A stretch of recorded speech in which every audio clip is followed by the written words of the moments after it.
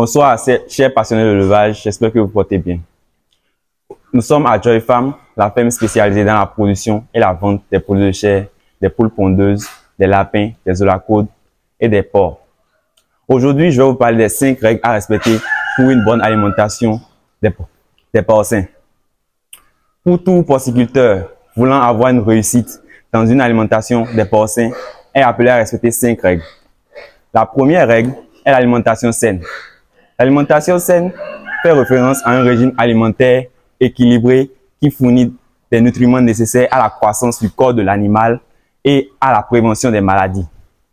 Une alimentation saine ne doit pas contenir de substances toxiques nuisibles, car cela peut entraîner la pollution des rations et l'apparition de certaines maladies comme les constipations, la diarrhée et les gastrites.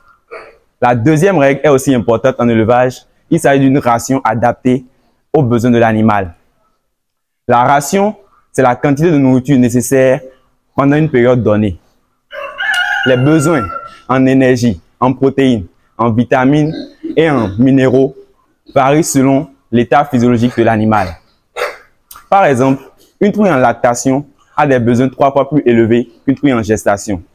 Donc, tout porciculteur donnant une quantité d'aliments égale. Par exemple, on a une truie en lactation, on donne la même quantité d'aliments à une truie en gestation. Cela n'est pas bon en élevage parce que la demande doit être supérieure. La truie en lactation a des besoins à nourrir au porcelet. Il a besoin d'allaiter le porcelet. Donc, les besoins doivent être fortement élevés par rapport à la truie en gestation. La troisième règle est importante aussi en élevage. Il s'agit d'une ration correctement préparée. En élevage, l'alimentation bien préparée facilite la croissance, le développement des animaux. Donc, pour préparer l'aliment, nous avons besoin de l'énergie. L'énergie permet à l'animal de se mouvoir, de se déplacer. Comme source d'énergie, nous utilisons les céréales comme le maïs, le sorgho. Nous avons besoin aussi des protéines. Les protéines permettent la croissance de l'animal. Et comme source de protéines, nous utilisons les tourteaux de palmiste, les tourteaux de soja. Nous utilisons également les minéraux. Les minéraux comme le calcium, les coquilles d'huîtres. Et nous utilisons également les vitamines. La vitamine permet la croissance de l'animal. Les minéraux sont aussi importants car elles permettent la solidification des os. Tout cela, nous augmentons du sel à notre préparation et nous mélangeons très bien. La quatrième règle est aussi importante. Il s'agit de la distribution de l'aliment. La distribution de l'aliment est importante. Il ne faut pas partager de manière disproportionnée et inéquitable dans les mangeoires des loges.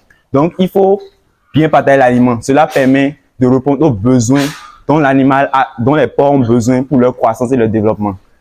Elle permet aussi un bien-être et un état de santé meilleur. La cinquième règle, sans plus tarder, est un apport suffisant en eau. L'eau doit avoir une température très importante, c'est-à-dire à une température de 15 degrés, c'est déjà bon. Il faut surtout prendre et surveiller les abreuvoirs. Les abreuvoirs doivent être propres. Ils ne doivent pas être souillés par des excréments, des caca, des fientes de porc. Donc, voilà, il est conseillé d'utiliser des abreuvoirs automatiques. Les voilà. Donc, ici à Joy Farm, nous utilisons les abreuvoirs automatiques. Donc, le porc vient, met le grain et s'alimente en même temps en eau. Nous avons plusieurs abreuvoirs, voilà. Donc, cela évite l'apparition des maladies comme la leptospirose qui va déstabiliser votre élevage. Donc, nous sommes à la fin de notre vidéo. Je vous remercie, merci. Et si vous avez des questions, vous pouvez passer en commentaire. Nous serons à votre disposition. Merci pour cette vidéo.